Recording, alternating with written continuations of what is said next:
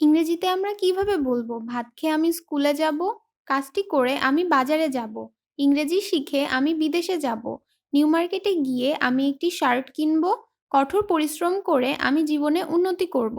So hello everyone, আসসালামু আলাইকুম, welcome to easy English with তন্নি।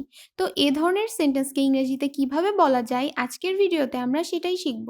তাহলে চলুন ভিডিওটি শুরু করা যাক। যাওয়া এর ইংরেজি হলো গো। এই গো ভার্বের সাথে আইএনজি যোগ করলে হয় গোয়িং। তাহলে সেখানে গিয়ে এর ইংরেজি হবে গোয়িং দেয়ার। স্কুলে গিয়ে গোয়িং টু স্কুল। নিউ মার্কেটে গিয়ে গোয়িং টু নিউ মার্কেট।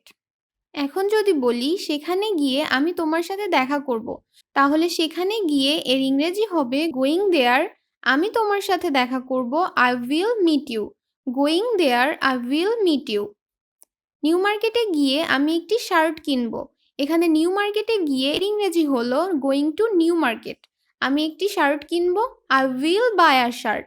বাক্যটি ফিউচার টেন্সে আছে, তাই আমরা এখানে উইল ব্যবহার করেছি। Going to new market, I will buy a shirt. খাওয়া এর ইংরেজি হলো ইট। এই ইট ভার্বের সাথে আইএনজি যোগ করলে হয় ইটিং। তাহলে ভাত খেয়ে এর ইংরেজি হবে ইটিং রাইস। ভাত খেয়ে আমি স্কুলে যাব। এখানে ভাত খেয়ে এর ইংরেজি হলো ইটিং রাইস। আমি স্কুলে যাব, I will go to school. যেহেতু বাক্যটি ফিউচার টেন্সে আছে, তাই আমাদেরকে সেন্টেন্সে উইল ব্যবহার করতে হবে। Eating rice, I will go to school. ভাত খেয়ে আমি পড়তে বসবো। এখানে ভাত খেয়ে এর ইংরেজি হলো ইটিং রাইস। আমি পড়তে বসবো, I will seat to read. Eating rice, I will seat to read. করা এর ইংরেজি হলো ডু। এই ডু ভার্বের সাথে আইএনজি যোগ করলে হয় ডুইং। তাহলে কাজটি করে এর ইংরেজি হলো ডুইং দ্য ওয়ার্ক। কাজটি করে আমি সেখানে যাব।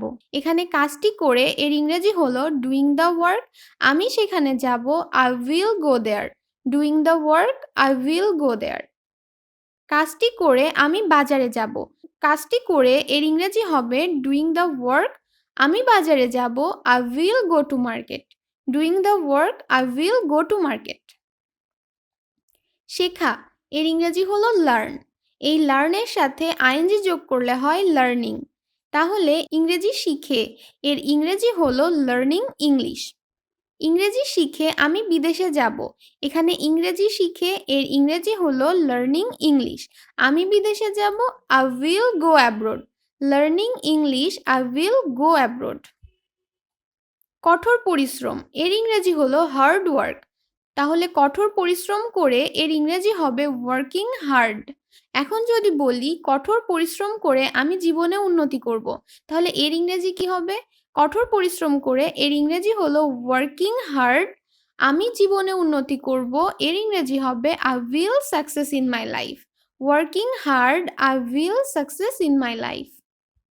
আশা করছি এ ধরনের সেন্টেন্সকে আপনারা এখন থেকে খুব সহজেই ইংরেজিতে বলতে পারবেন। ভিডিওটি যদি ভালো লেগে থাকে তাহলে একটি লাইক দিয়ে অবশ্যই চ্যানেলটি সাবস্ক্রাইব করবেন। সবার জন্য শুভকামনা রইল। আল্লাহ হাফিজ, আসসালামু আলাইকুম।